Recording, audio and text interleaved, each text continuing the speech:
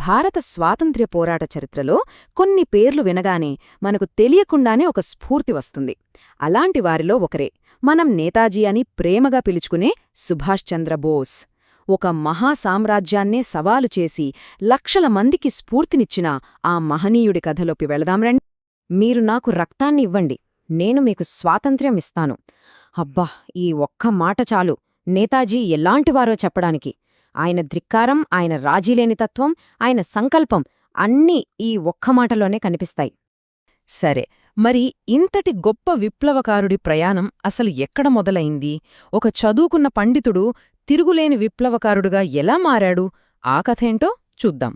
ఒక్కసారి చూడండి, 1897లో ఒడిషాలోని కటక్లో పుట్టారు. ఏకంగా కేంబ్రిడ్జ్ యూనివర్సిటీలో చదువుకున్నారు. ఆ రోజుల్లోనే ఇండియన్ సివిల్ సర్వీస్ అంటే ఐసీఎస్ పరీక్ష పాసయ్యారంటే అది మామూలు విషయం కాదు కదా. కానీ ఆ తరువాతే అసలు కథ మొదలైంది. అంత పెద్ద ఉద్యోగాన్ని కేవలం ఒక్క ఏడాదిలోనే వదిలేశారు. అది కేవలం ఒక ఉద్యోగానికి రాజీనామా చేయడం కాదు, బ్రిటిష్ సామ్రాజ్యపు వలస పాలనపై ఆయన చేసిన ఒక ధిక్కార ప్రకటన. ఆ ఒక్క చర్యతోనే భారతదేశానికి సంపూర్ణ స్వాతంత్ర్యం కావాలన్న తన లక్ష్యాన్ని ఆయన ప్రపంచానికి చాటి చెప్పారన్నమాట. సరే, ఉద్యోగం వదిలేశాక ఆయన రాజకీయాల్లోకి వచ్చారు. భారత జాతీయ కాంగ్రెస్లో చేరి చాలా కీలకమైన వ్యక్తిగా ఎదిగారు. కాని అక్కడే అసలు సమస్య మొదలైంది. ఆయన ఆలోచనలకు, కొందరి ఆలోచనలకు మధ్య ఒక సైద్ధాంతిక ఘర్షణ మొదలైంది. భారత్కు తిరిగొచ్చాక నేరుగా కాంగ్రెస్లో చేరారు.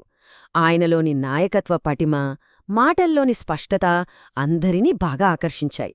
అందుకే చాలా తక్కువ సమయంలోనే పార్టీలో పైస్థాయికి చేరుకున్నారు. ఎంతలా అంటే 1938లో ఏకంగా కాంగ్రెస్ అధ్యక్షుడిగా ఎన్నికయ్యారు. ఇక్కడే అస్సలు కథ మలుపు తిరిగింది. స్వాతంత్ర్యం కోసం రెండు భిన్నమైన దారులు కనిపించాయి. ఒకవైపు మహాత్మాగాంధీ, ఆయనది కఠినమైన అహింసా మార్గం. మరోవైపు సుభాష్ చంద్రబోస్, స్వాతంత్ర్యం కోసం ఎలాంటి మార్గాన్నైనా ఎంచుకోవచ్చు, అవసరమైతే పోరాటం చెయ్యాల్సిందే అని ఆయన నమ్మారు. ఇద్దరి లక్ష్యం ఒకటే, సంపూర్ణ స్వాతంత్ర్యం. కాని దాన్ని సాధించే దారులే వేరయ్యాయి. ఈ సైద్ధాంతిక విభేదాల వల్లే ఆయన కాంగ్రెస్ అధ్యక్ష పదవికి రాజీనామా చేయాల్సొచ్చింది. ఆ తర్వాత తనలాగే ఆలోచించేవాళ్లందర్నీ, అంటే బ్రిటిష్ పాలనను తీవ్రంగా వ్యతిరేకించే శక్తులన్నింటినీ ఒకటి చేయడానికి 1939లో ఫార్వర్డ్ బ్లాక్ అనే స్వంత పార్టీని స్థాపించారు. సరిగ్గా అదే సమయంలో రెండో ప్రపంచ యుద్ధం మొదలైంది. ప్రపంచమంతా అల్లకల్లోలంగా ఉంది.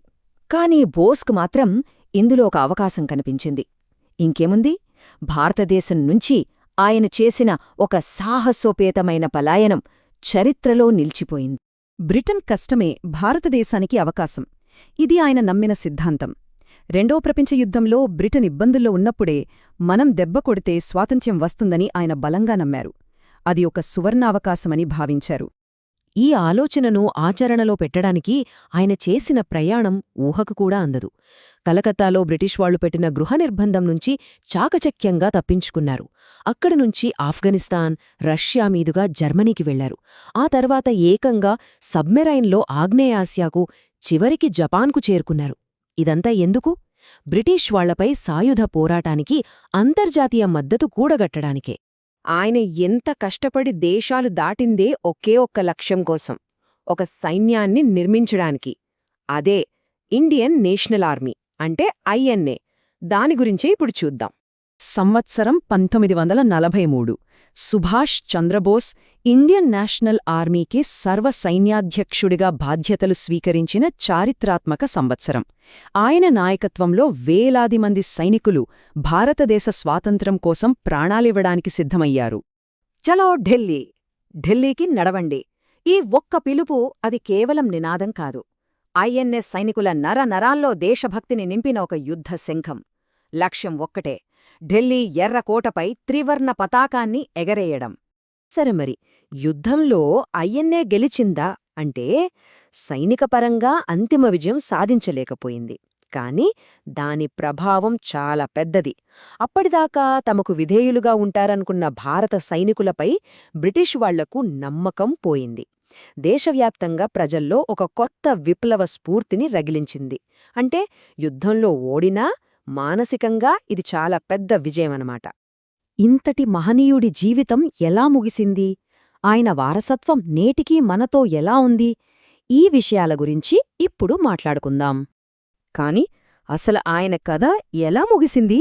ఇది ఇప్పటికీ ఒక పెద్ద ప్రశ్న.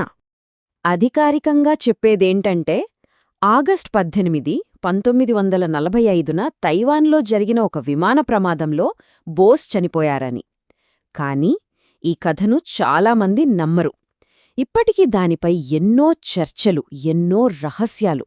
బహుశా ఈ మిస్టరీనే ఆయన్ని ప్రజల మనస్సుల్లో ఇంకా సజీవంగా ఉంచుతోందేమో. ఆయన వారసత్వం కేవలం చర్చలకే పరిమితం కాలేదు. ఆయన పుట్టినరోజు జనవరి 23న మన దేశం పరాక్రమ్ దివస్ అంటే ధైర్య సాహసాల దినోత్సవంగా జరుపుకుంటోంది. ఇది నేతాజీ నిర్భయస్ఫూర్తికి, ఆయన చేసిన నిస్వార్థ సేవకు మనమిస్తున్న గౌరవం. అంతిమంగా బోస్ మనకు ఏమి మిగిల్చి వెళ్లారు? కేవలం అడిగిపుచ్చుకోవడం కాదు, అవసరమైతే ఆయుధాలతో పోరాడి అయినా స్వాతంత్ర్యం సాధించవచ్చని నిరూపించారు. ప్రతి భారతీయుడిలో జాతీయ గర్వాన్ని, దేశభక్తిని రగిలించారు. ఆయనెప్పుడూ రాజీపడని ఒక గొప్ప ప్రతిఘటనకు ప్రతీక. అందుకే ఆయన కేవలం చరిత్రలో ఒక పేరు కాదు, తరతరాలకు స్ఫూర్తినిచ్చే ఒక అద్భుతమైన శక్తి. ఆయన చెప్పిన మరో మాట, స్వాతంత్ర్యమనేది ఇచ్చేది కాదు, అది తీసుకోబడుతుంది. ఈ ఒక్క వాక్యం చాలు ఆయన తత్వాన్ని అర్థం చేసుకోవడానికి. మరి సుభాష్ చంద్రబోస్ జీవితం మన ముందు ఒక పెద్ద ప్రశ్ననుంచుతుంది. అసలు నిజమైన దేశభక్తి అంటే ఏమిటి? దానికి ఏమి కావాలి? ఆలోచించాల్సిన విషయం కదూ.